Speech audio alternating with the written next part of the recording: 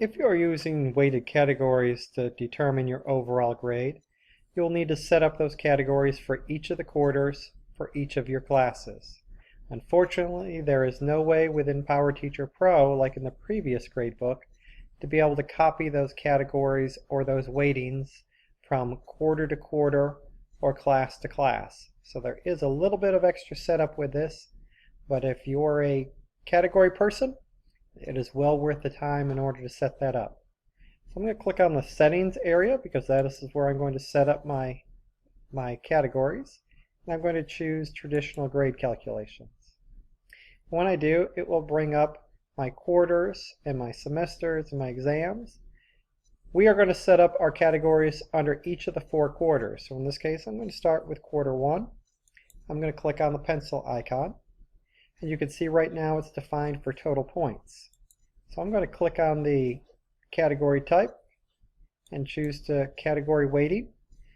My categories will be listed here. In this case, I'm going to start with research.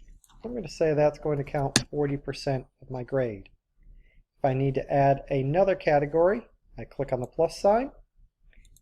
I choose category weighting again. In this case, I'm going to say classwork is worth 30% of my grade.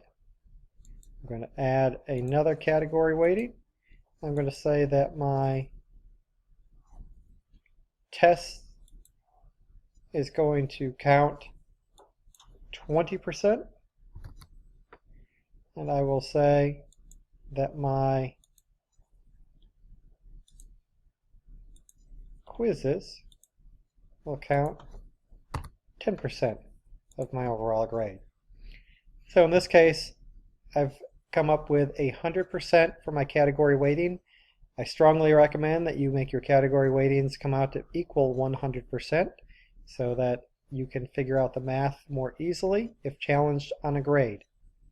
When you are done, you simply click Save, and that will save these category weightings, and you'll notice that it changed from Q1 under category weighting to away from total points. Now you'll need to repeat the same process by clicking on the pencil for quarter 2, quarter 3, and quarter 4.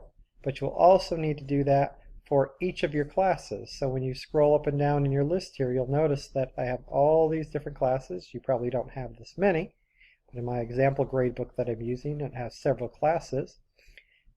You'll have to just fold that class up, open up another class, come here to quarter 1, click on the pencil icon, and set up your categories for this quarter 1, quarter 2, and so on for each of your classes.